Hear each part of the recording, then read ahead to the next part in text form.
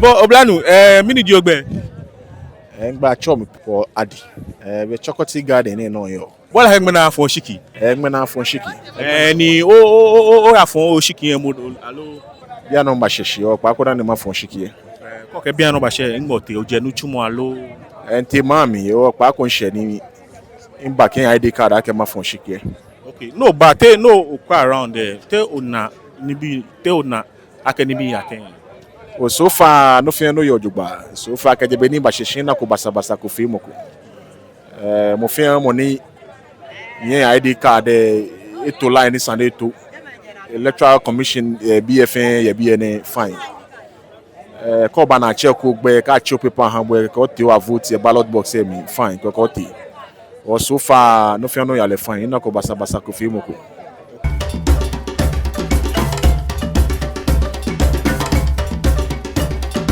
Ofane achomi ni ayi mini diogbe ni namojibo.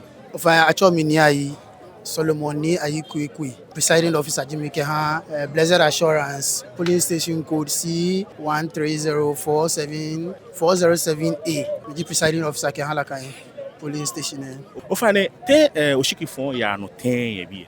Mene mo bi ene le bi mi ni gidigidi fio ba bi eje mo mene ke shi mene formula shi kabashin by this time ele no fe no e ba kan din bia ni mo fe mo na ga shi election e ale smoothly boni mo fe mo dun la kesani e ale bia ni mo ele anokwale wi mo basa ko ba ko bia ni agbele mene community mi hu e ba ko bia ni ke shi kemita ma bibo aninye na agbako ke ha tamo mo ko mba ni ehie card ke ni bi na agbale wona pi me pi ba na me hin am card ni ake electoral officer ke mo ba ni ehie card o ba ni eche egbe keke o ya kwe name reference list mi ko no egbe ye mi ko an ye vote me ko me ba ni ke amecha amegbe ke wo kwe na boot mi fe amegbe be je me shike ehie Ghana voters ID ye here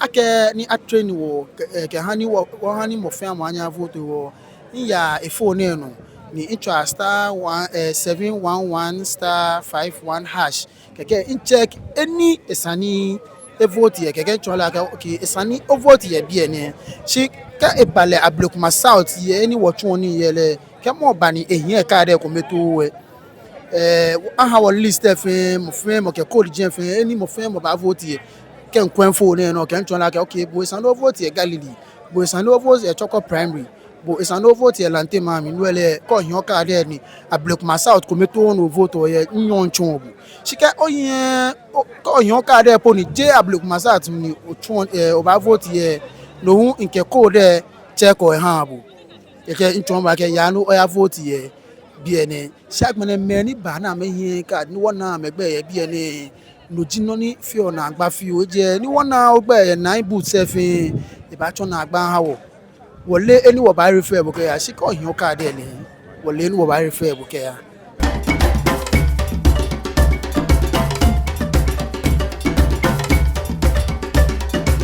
mo nye bi efe wo bi oduba te nye oten oduba mi ta ma bi wa ko ya fon onu emu lo o fun shiki o mu eche te bo fo onu emu fe no eche te bale ten ke mo mi no te mi ni akebo chon mi na ha no fe o ni ti ele agami chon no ko mi libi fe te chu ni libi fe te easy o ni ti invo mini po sheet no invo sheet no am no ni ya fe mo ni sumo ni ya vote ani ya vote ani libi fe te lo okay go ni gbe na ni insije ni mbadu mo se lo mi kwe ni wa no gbe fe mi agbene okay mi ta ma bibo no te mi ni te no je me no te oyin card mi ni abibo ke ni bi o ni te abi mi age me vote on yo vote bi ene no am kwen card na am chon mi ni sa yin ki ani ge te je me lo ni ge te je me ni amami nka am kwe wulu na am gbe am na picture ni am paper ge ya vote lo paper wona mi am ko paper sa ge astam selo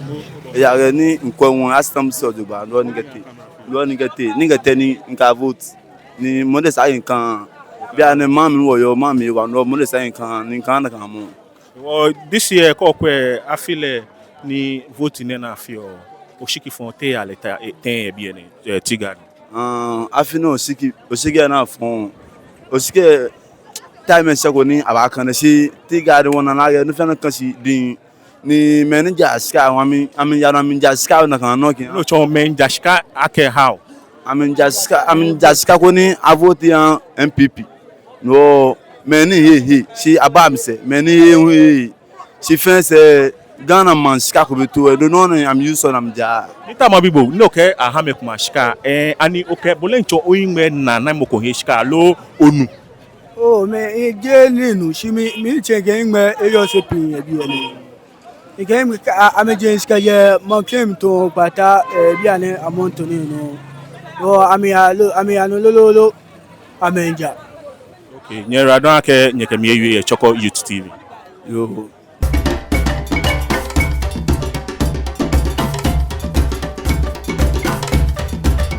imba ofane mimba ode omanye Manye abla bowe. ofane wanyo oji nshi achon wo fi o Ngbe ji bla la lai. Imbro fo gbe ke ngbe fi ji Alex la lai lati.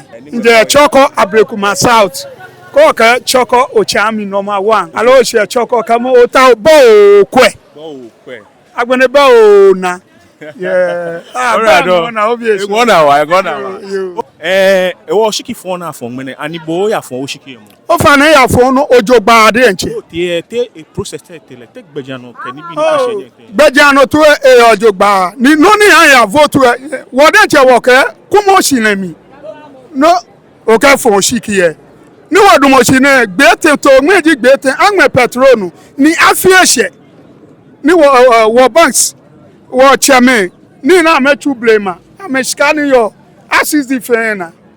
Banks un across fe. No ni je nyu school o ma ko eko no ko fe school free ofane yo rado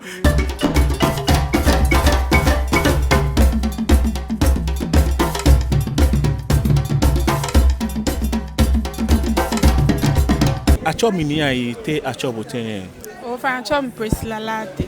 ofane ba nyo James ochon O fa iye Choco Alomo Junction ni mi fe police agent the new force. the new force Alright, okay and the new force then ji cheddar bi alo O fa ne chada bie. okay wonta obi akoshiki phone na phone boji agent ke ha cheddar so te processor ya ten kejelebi O fa ne mi ji agent chada ni wo ba bie ni bi yale Bonisa no fia no ya no fine gidigidi ko ba ko e bie ni. Ani mekume bako aka amaba fe ni bi kumeni ebemla no ke ni bi ani ona ke ekole ni bi kumen ya no ni ekolo twi osmo alo O mo ko ba ko be aka ba fe basa ni no fia no yale ojogba bonita ke yale.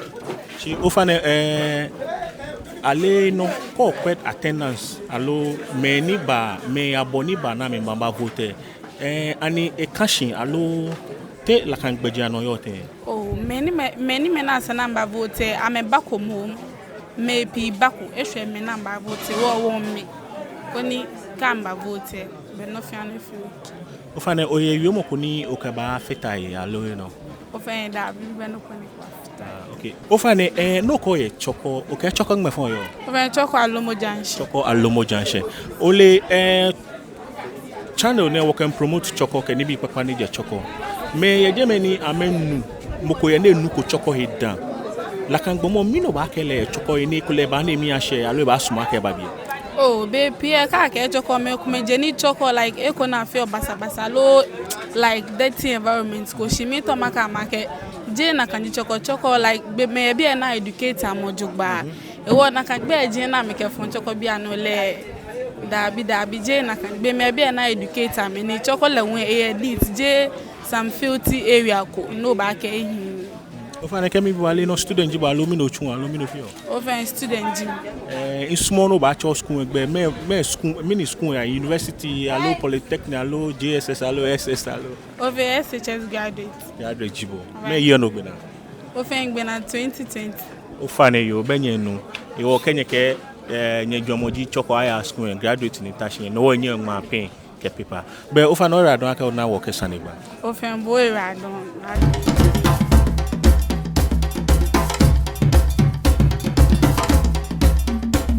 yo ba bladia bi ke okwemi be bia na wo she Alomo Junction ke lante mami jeme afon shiki ye ke oka wing machine okwe BFA calm ona ke digidi ko baby no fia no ya no jogba ekume potash aye ni ona etun ake pressure baby etun shi mo nke party agent e ko wie ni ke efi ake me ni asane ameba vote ameba fon shiki pi ni bako mi ndo mo fe mi ake ko de ale no me ko mete heko ewo amenye gbeno na memba ewo wokwe ka tagbe kemi woje tiga de wo ba she alomo junction ke plante mami ka woje bi ewon ya chemu na le nwa akono ni ya no ye ewo won boy modi ake oka ata feature na ba inform nye nibi ni ya no e choko ewo nyera don ake nye hie choko se choko UTV ofane kenoko alo ye dwomo chomo ko ke wo comment section e wo agbasa ni je ewo nyera don